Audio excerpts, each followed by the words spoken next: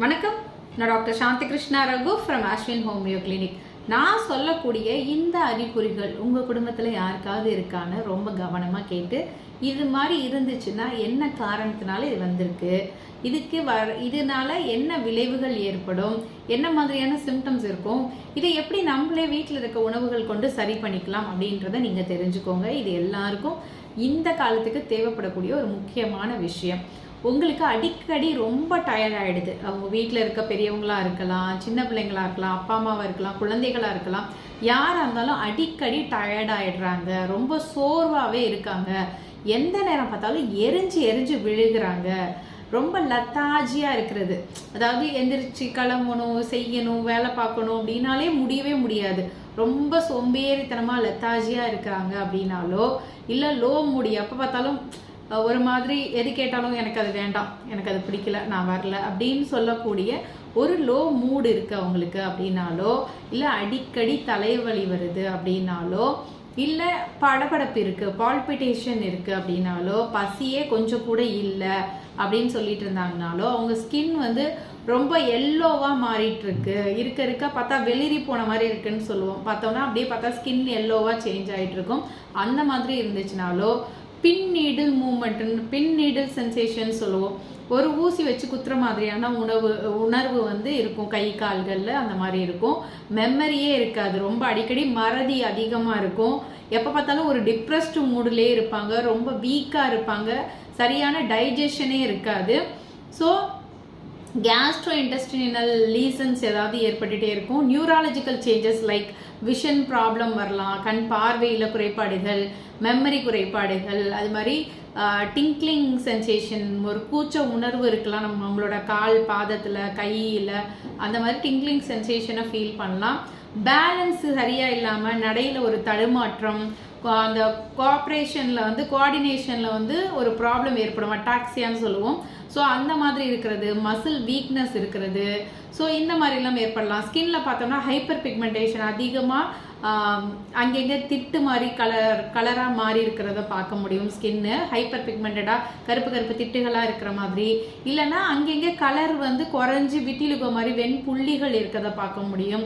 அடிக்கடி வாய்ப்புண் வர்றது, ஹேர் வந்து ரொம்ப சாஃப்டாக மாறுறது, அப்படி இல்லைன்னா ஹேர் வந்து ரொம்ப ஃப்ரிஜியாக மாறுறது, ஸோ அந்த மாதிரி இருக்கிறது, அனீமியா ஏற்படுறது.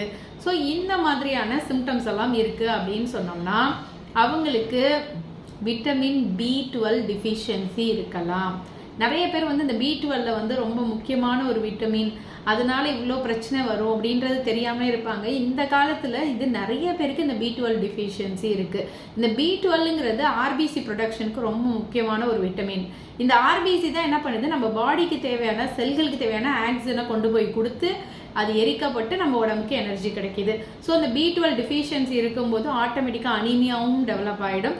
ஸோ அதனால இந்த மாதிரியான சிம்டம்ஸ் எல்லாம் நமக்கு வரதை பார்க்கலாம். மோஸ்ட்டாக இது யாருக்கெல்லாம் வரும், என்ன காரணத்தினால வரும்னா IBS, இரிட்டபிள் பவல் சிண்ட்ரோம் இருக்கவங்களுக்கு இது வரலாம்.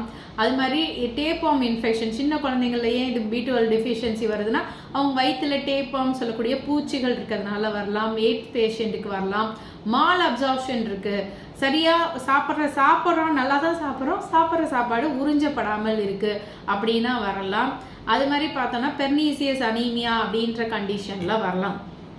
ஸோ நம்ம எந்த மாதிரியான உணவுகள் எடுத்துக்கிட்டோம்னா நம்ம இந்த B12 டிஃபிஷியன்சி ஈஸியாக நம்ம குணப்படுத்திக்க முடியும் அப்படின்றத நம்ம தெரிஞ்சுக்கலாம். இந்த B12 அதிகமாக இருக்கக்கூடிய உணவுகள் என்னன்னு பார்த்தோம்னா நமக்கு முளைக்கட்டின பயிர்கள் சாப்பிடலாம், சீரியல்ஸ், எல்லா வகையான தானியங்கள் எடுத்துக்கலாம், அது மாதிரி நல்ல செறிவூட்டப்பட்ட ஜூஸஸ் எல்லாமே நம்ம எடுத்துக்கலாம். அது மாதிரி சோய் மில்க்னு சொல்லக்கூடிய சோயா மில்க் நம்ம எடுத்துக்கலாம். டோஃபுன்னு சொல்லக்கூடிய நம்ம சோயாலேருந்து செய்யக்கூடிய பன்னீர் மாதிரியே சோயாலேருந்து செய்யக்கூடிய இதை வந்து டோஃபுன்னு சொல்லுவோம், அது எடுத்துக்கலாம். நல்ல பால், கொழுப்பு கம்மியாக இருக்கிற பால் எடுத்துக்கலாம். நல்ல தயிர், கொழுப்பு கம்மியாக இருக்க தயிர்கள் எடுத்துக்கலாம். சீஸ் நிறையா சாப்பிடலாம். அது மாதிரி நிறைய முட்டைகள் எடுத்துக்கலாம். எஸ்பெஷலி முட்டையோட மஞ்சக்கருவில் தான் விட்டமின் B12 அதிகமாக இருக்குது. ப்ரோட்டீன் பவுடர் எடுத்துக்கலாம். சீஸ் நல்லா சாப்பிடலாம். பாதாம் நிறைய எடுத்துக்கலாம். கீரை வகைகள், எல்லா வகையான கீரை, பீட்ரூட், பன்னீர் நிறைய எடுத்துக்கலாம். மஷ்ரூம்ஸ் எடுத்துக்கலாம். அது மாதிரி பார்த்தோம்னா பழங்களில் வந்து வாழைப்பழத்துக்கு நிறைய விட்டமின் B12 இருக்கு. ஸோ வாழைப்பழம் எடுத்துக்கிறது, ஆரஞ்சு பழம் எடுத்துக்கலாம், கிவி பழம் எடுத்துக்கலாம், பிளாக்பெர்ரி அப்படி எடுத்துக்கலாம். அப்புறம் போமோகிரானேட் அப்படின்ற நம்ம மாதுளம் பழம் நிறைய சாப்பிடலாம், ப்ளூபெர்ரிஸ் சாப்பிடலாம். அது மாதிரி கொய்யா பழம் நிறையா சாப்பிடுங்க. அது ஈஸியாக கிடைக்கக்கூடிய ஒரு உணவு. கொய்யா பழத்தில் நிறைய விட்டமின் B12 இருக்கு. ஸோ இந்த மாதிரியான பழங்கள் எடுத்துக்கலாம். அப்புறம் பார்த்தா ஆட்டிறைச்சி, மாட்டிறைச்சி, அதில் நிறைய B12 இருக்கு. எஸ்பெஷலி அதாவது சைவ உணவுகளோட அசைவ உணவுகளில் B12 அப்படிங்கிறது ரொம்ப அதிகமாகவே இருக்கு. அசைவ உணவுகளில் மீனில் எடுத்துக்கலாம். அதுவும் சால்மன் ஃபிஷ்ஷு, டூனா ஃபிஷ் இதிலெல்லாம் நிறைய இருக்கு. அது மாதிரி பால், சீஸு, முட்டையோட மஞ்சள் கரு எஸ்பெஷலி அது நல்லா எடுத்துக்கோங்க. ஆட்டி ஈரல், மாட்டி ஈரல்லாம் நல்லா சாப்பிடுங்க. ஸோ அது மாதிரி பார்த்தோம்னா நம்ம மாட்டிறைச்சியும் அதுலேயும் பார்த்தோம்னா பஃபலோ மீட் வந்து ரொம்ப ரொம்ப விட்டமின் B12 ரிச்சு.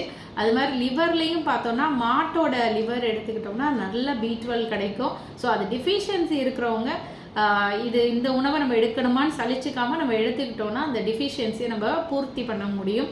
மாத்திரைகள் மூலமாக பூர்த்தி பண்ணுறதை விட உணவுகள் மூலமாக பண்ணும்போது அதை நிரந்தரமாக நம்ம சரி பண்ணிக்கலாம்.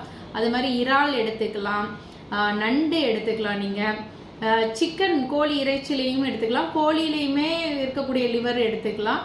கோழி இறைச்சியுமே நல்லது. அது மாதிரி பார்த்தோம்னா தயிர் நிறைய சேர்த்துக்கிறதும் ரொம்ப நல்லது. சைவ சாப்பாடு தான் சாப்பிட்றவங்க தயிர் சேர்த்துக்கலாம், யோகர்ட்டில் இருக்குது.